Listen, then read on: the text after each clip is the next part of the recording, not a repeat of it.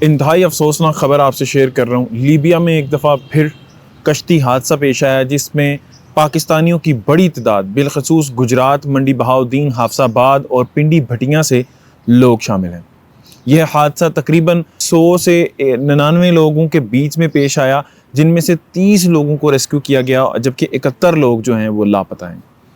اور اس حادثے کی جو فوٹیج ہے وہ اس وقت سوشل میڈیا پر وائرل ہو رہی ہے، کیونکہ جو ایک خبرساں ادارہ ہے اس کی جانب سے یہ ویڈیو وائرل کی گئی ہے اور اس میں دیکھا جا سکتا ہے کہ ایک لال رنگ کی کشتی ہے جو کہ الٹی ہوئی پڑی ہوئی ہے اور سمندر کے پانی میں لہروں میں بہہ رہی ہے۔ اس کے اوپر بہت سارے لوگ سوار ہیں جن کو بعد میں 2 ایسے جو تجارتی جہاز ہوتے ہیں انہوں نے دیکھا ہے اور وہاں پر جا کر ان کو ریسکیو کیا ہے۔ بیسیکلی یہ واقعہ اس کئی واقعات کی ایک کڑی ہے جو کہ اس پچھلے 2025 میں پیش آئے۔ 2025 میں اس قدر سنگین قسم کے واقعات پیش آئے کہ سننے کو ملا کہ ایک کشتی پر 70 لوگ سوار تھے اور 70 کے 70 نہیں ملے۔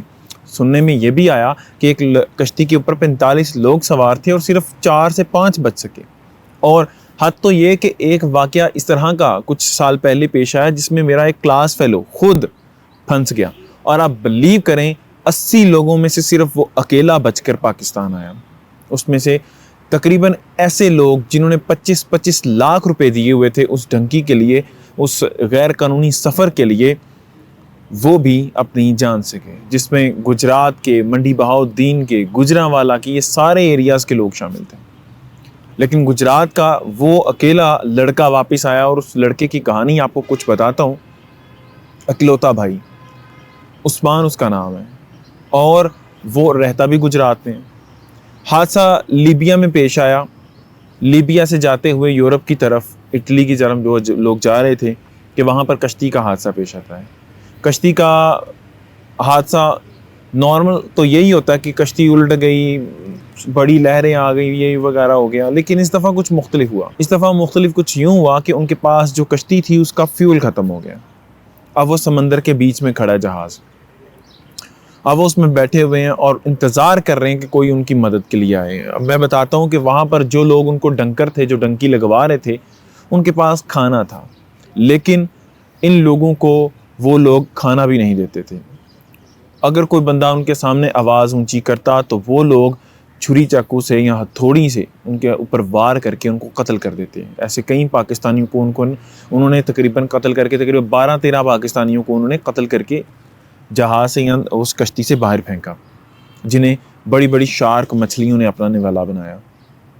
اس کے بعد عثمان کا بتانا تھا کہ میں نے ایسے مناظر دیکھے کہ بھوک سے لوگ ایک دوسرے کو کھانے پہ مجبور تھے، مطلب کہ 7 سے 8 روز انہیں ہو چکے تھے اور ان کے پاس سے جہاز گزر رہے تھے، لیکن کوئی ان کی مدد کرنے کے لیے آگے نہیں بڑھ رہا تھا۔ بھائیو، یہ جان لو کہ وہ لوگ آپ سے محبت نہیں کرتے۔ انسانی ہمدردی ان لوگوں میں ہے، لیکن وہ نہیں چاہتے کہ آپ ان کے ملک میں جائیں اور ان کے حقوق آپ کو ملیں، یعنی جو وہ ٹیکس دیتے ہیں، بے شک آپ بھی ٹیکس دیں وہاں پہ جا کے، لیکن وہ پہلی پریورٹی خود کو سمجھتے ہیں۔ آپ ان کے ہاسپٹلز میں چلے جائیں تو وہ آپ کو ان آنکھوں سے دیکھتے ہیں کہ جیسے آپ ان کا کوئی حق سلب کر رہے ہو، وہ آپ کو اچھا نہیں سمجھتے۔ اور اسی ریسزم کی شاید وجہ سے ان لوگوں نے ان کے پاس اپنا کوئی بھی جہاز نہیں روکا اور یہ لوگ ہفتہ بھر اسی جہاز میں رہے۔ جو ڈنکر تھے وہ بھی مر گئے، لیکن جو عثمان تھا صرف وہی ایک ریسکیو کیا گیا۔ اور عثمان جب 15 سے 20 دنوں بعد پاکستان واپس آیا تو اس نے کہا کہ میں جو کہ ایک سرکاری ادارے میں جاب کرتا تھا، میں نے اتنی بڑی بے وقوفی کی کہ اپنی والدین کی ساری زندگی کی جمع پونجی لگا کے ڈنکی لگائی اور اس کے بعد میں نے اپنے ساتھ بیٹھے ہوئے لوگوں کو اپنے سامنے مرتے دیکھا۔ یہ ڈنکی کی وہ حقیقت ہے جسے لوگ نہیں بتاتے۔ لوگ صرف سبز باغ دکھاتے ہیں کہ وہاں جاؤ گے یہ ہو جائے گا، اتنا پیسہ آپ کما لو گے، یہ ہو جائے گا۔ بھائی، جتنی محنت آپ وہاں جا کے کرتے ہو اتنی پاکستان میں کر لو تو آپ بھوکے نہیں مرتے، آپ اپنی فیملی کو اچھی سے اچھی لائف دے سکتے ہو۔ اب سمجھنے کی اس میں بات یہ ہے کہ جب آپ کسی دوسرے ملک میں جاتے ہیں، آپ کو زبان نہیں آتی ہوتی، آپ کے پاس ڈاکومنٹس نہیں ہیں، آپ کے پاس لیگل رائٹس نہیں ہیں کوئی بھی، تو آپ وہاں پر میرے خیال سے جانوروں سے بھی بدتر زندگی گزارتے ہیں۔ میں اس کی مثال اس طرح دیتا ہوں کہ پاکستان میں جب افغانی آئے تو ان کے پاس لیگل رائٹس بھی تھے، قانون بھی ان کو پروٹیکٹ کرتا تھا، ان کو کام دینے کی بھی اجازت تھی، لیکن پھر بھی وہ لوگ یہاں پر تھوڑے پیسوں میں کام کرنے پر مجبور ہوئے. وہ لوگ یہاں پر جیسی ٹوٹی پھوٹی ان کو زبان آتی تھی اس کے ذریعے وہ لوگوں سے کمیونیکیٹ کرتے اور بہت کم پیسوں میں ڈبل محنت کر کے کام کرتے. اور بہت شدید مشکل وقت انہوں نے یہاں پہ گزارا پہلا. لیکن اس کے بعد وہ لوگ سٹینڈ ہوئے, ان لوگوں نے اپنے بزنس بنائے, اور اب جو حالات ہیں وہ ملکی حالات یا ان کے ساتھ جو ہمارے سفارتی تعلقات ہیں اس کی وجہ سے ان کو واپس جانا پڑا. لیکن سمجھنے کی بات یہ ہے کہ وہ لوگ جن کے پاس قانونی رائٹ تھا, جن کو قانون پروٹیکٹ کرتا تھا, جن کو کام دینے کی اجازت تھی, جن کے پاس ہر طرح کے رائٹس تھے, ان کو کسی دوسرے ملک میں جا کر اپنے آپ کو سٹیبل کرنے کے لیے اتنے سال لگ گئے. تقریباً 20 سے 30 سال میں یہ لوگ یہاں پر سیٹلڈ ہوئے. اس کے بعد ان کے اچھے وقت آنے شروع ہوئے. اور کچھ لوگ ایسے بھی تھے, ایسی پٹھان فیملیاں یعنی افغانی فیملیاں تھیں جو یہاں پر آ کر اپنے آپ کو سٹیبل نہ کر پائے, ساری عمریں ان کی گزر گئیں. تو اس سب میں سمجھنے کی بات یہ ہے کہ اگر آپ کسی دوسرے ملک میں جاتے ہیں اپنے آپ کو وہاں پہ سٹیبل کرنے میں آپ کو پوری زندگی لگ جاتی ہے. اور یہ ایک ایسا رستہ ہے جو آخر میں آپ کو کچھ بھی دے کے نہیں جاتا. ہاں اگر آپ بہت وہاں پہ کامیاب ہو جائیں, مطلب کہ آپ بہت اچھی انکم کر رہے ہیں, پھر بھی آپ کے بچے ہی کھائیں گے, آپ کو کچھ نہیں ملنا. آپ نے وہاں سے خجل خوار ہو کے آپ کی میت واپس آنی ہے. تو برائے کرم جتنا ہے اس کا شکر ادا کریں اور کوشش کریں کہ پاکستان کو مضبوط بنائیں, پاکستان کے لیے کام کریں, جتنی محنت کر سکتے ہیں یہاں کریں تاکہ یہاں کے لوگ گرو کر سکیں, یہاں کے بزنس گرو کر سکیں, یہاں کی اکانومی بوسٹ اپ ہو.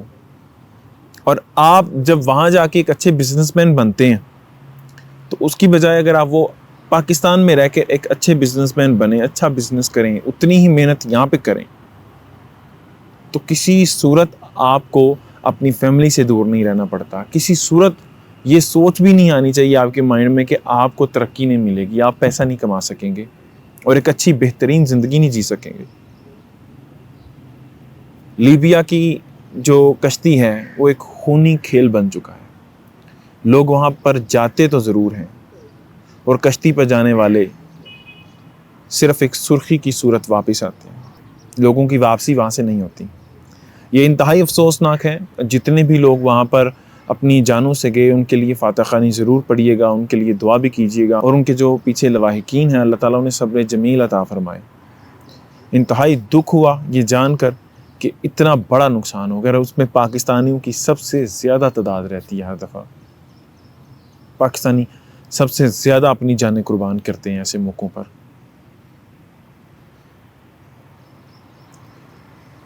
دعا میں یاد رکھیے گا. مجھے وجاہت علی ظفر کہتے ہیں. نیوز الرٹ سے فی الوقت اتنا ہی. اللہ نگہبان.